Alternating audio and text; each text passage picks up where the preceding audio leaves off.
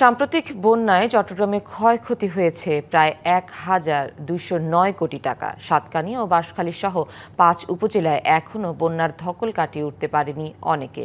পর্যাপ্ত সহায়তা না পাওয়ার অভিযোগও আছে তাদের। তবে ক্ষতিগ্রস্ত সবাইকে পর্যায়ক্রমে সরকারি সহায়তার আওতায় আনার আশ্বাস দিয়েছে দুর্যোগ ব্যবস্থাপনা ও ত্রাণমন্ত্রী।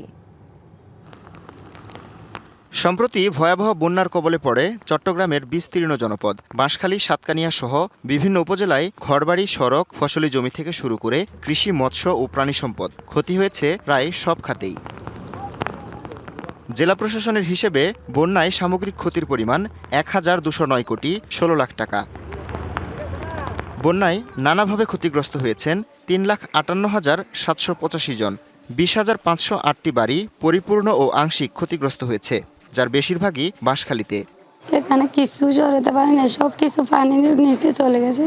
আমার থেকে সমর্থক নেই, এড়ে যে অবস্থা হয়েছি পানির মতো থাকার মতো কোনো অবস্থা পরিবেশ নেই।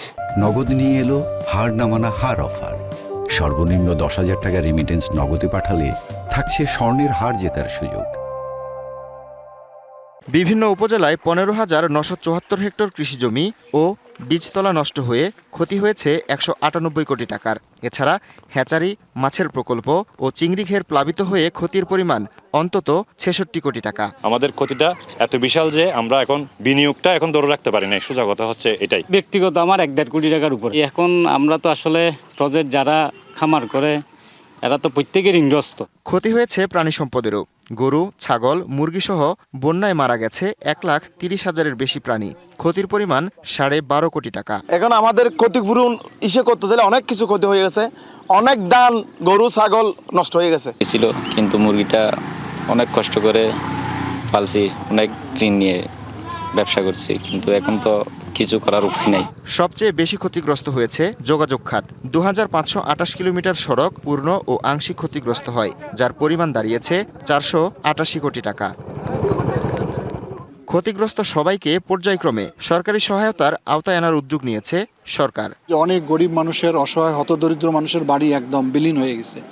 সেইগুলো কিছু ঘর আমরা তৈরি করে দিতে চাচ্ছি এবং ইতিমধ্যে কিছু তৈরি করা হয়েছে। এটা চলমান থাকবে আর কি। আর এলজিডি থেকে একটা রিপোর্ট করা হয়েছে যে তাদের কতগুলো রাস্তাঘাট ক্ষতিগ্রস্ত হয়েছে, সেগুলো তারা মেরামত করবে। আর গ্রামীণ যেগুলো একদম কাঁচা সড়ক, এগুলো আমরা ইতিমধ্যে বরাদ্দ দিয়েছি যাতে করে মাটির রাস্তাগুলো সংস্কার করা যায়। ক্ষতিগ্রস্তদের পুনর্বাসনের পাশাপাশি সড়ক ও সেতু দ্রুত সংস্কার করে যোগাযোগ ব্যবস্থা স্বাভাবিক করার দাবি স্থানীয়দের। DBC news desk.